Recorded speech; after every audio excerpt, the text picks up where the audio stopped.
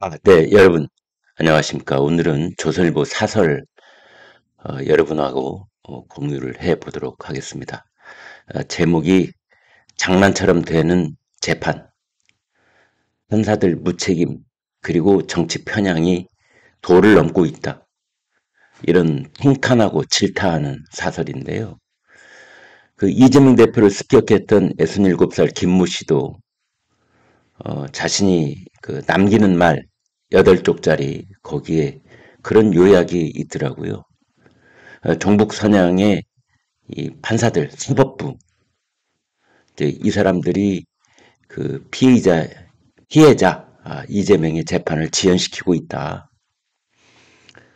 그래서 이재명이 다음 총선에 공천을 하게 되고 그 공천의 결과 좌파 성향의 국회의원들이 국회를 장악하고 또 이재명은 대통령이 될 발판을 만들게 되고 나라 전체가 결국은 이제 좌파들이 장악하는 것 아니냐. 이제 그런 논리 구조를 가진 입장문을 남겼었습니다. 지금 이 내용 같이 보겠습니다.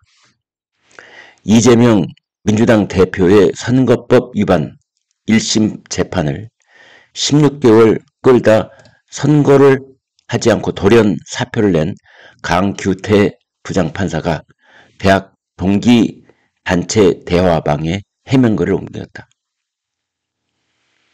내가 조선시대 사또도 아니고 증인이 50명 이상인 사건을 어떻게 하라는 것인지 하고 했다는 것입니다.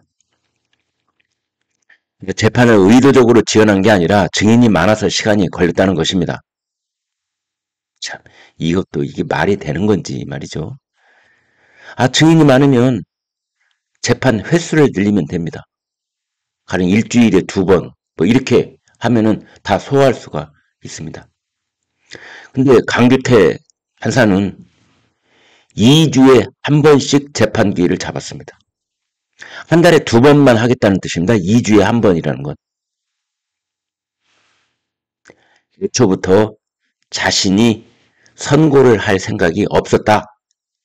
이렇게 볼 수밖에 없는 거죠.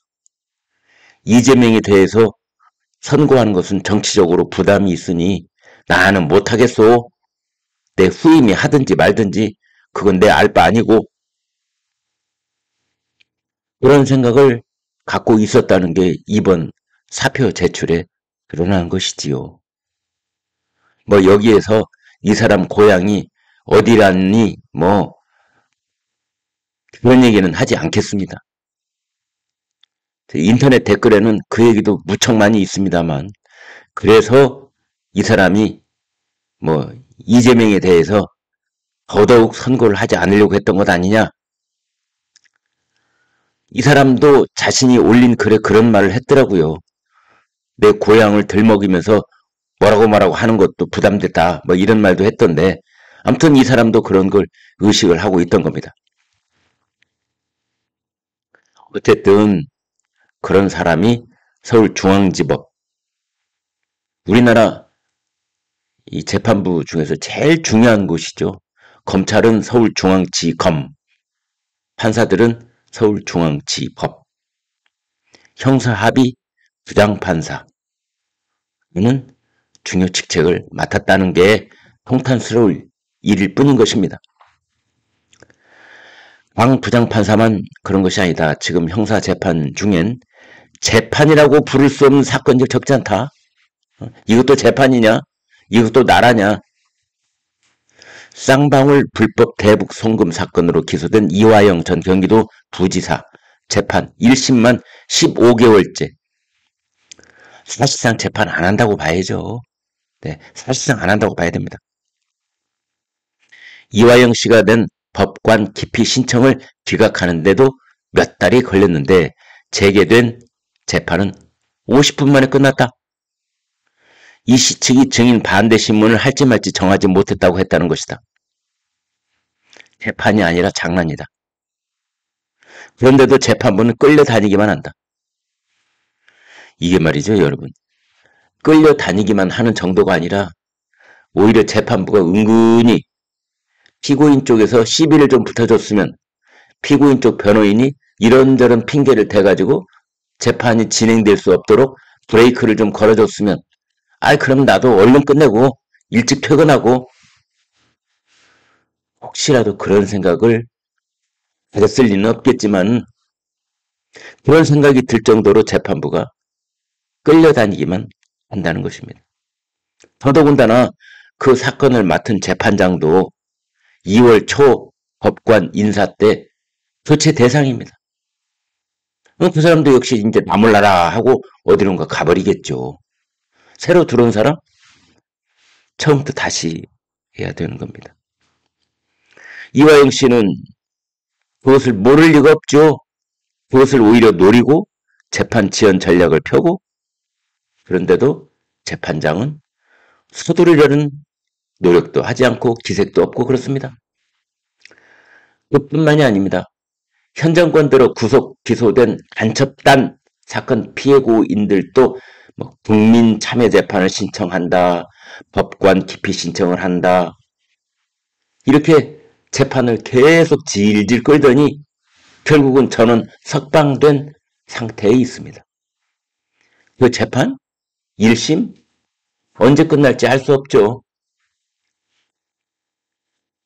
그런가 하면은 이 판사들이 노골적인 정치적 편향을 드러내는 것도 참 심각한 현상입니다. 서울중앙지법 박병곤 판사, 작년 8월에 노무현 전 대통령 부부 명예를 훼손한 혐의로 기소된 국민의힘 정진석 의원에게 징역 6개월을 선고했습니다. 법조계 상식을 넘어서는 극단적인 판결이었습니다. 대개 이런 경우는 유죄라고 판사가 만약 심리 끝에 그런 결론에 도달했을 경우에는 대개 벌금형 그 정도였거든요. 근데 징역 6개월을 선고를 합니다. 국회 부의장을 지낸 정진석 의원에게. 그래서 법조계에서는 저 사람 제정신이 아니구만. 아니 어떻게 이런 극단적인 판결을 해. 그래서 알고 보니 박병곤 판사는 정치적 편견을 여러 차례 인터넷에 올렸던 사람이었습니다. 그런데도 법원은 엄중주의 같은 하나만한 솜방망이 처분만 내리고 지금 박 판사는 판결을 계속하고 있는 겁니다. 이 사람은 어떻게 보면 판결을 정치 무기로 사용하는 사람인데 지금도 재판을 하고 있는 겁니다.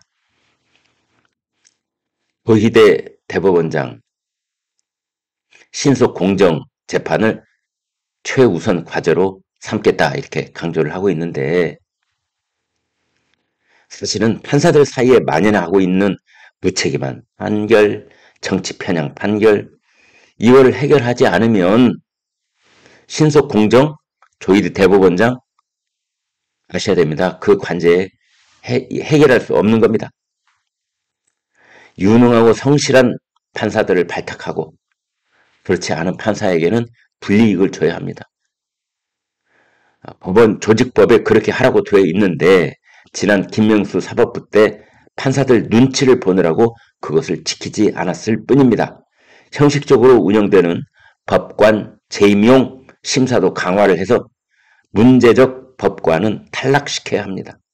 무능, 불성실, 무책임, 정치 편향 판사들의 문제가 도를 넘고 있다.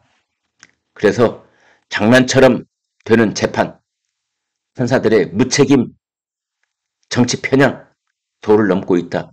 이런 홍탄 질타하는 사설을 여러분과 공유하게 됐는데요. 정말 큰일입니다. 정말 큰일입니다.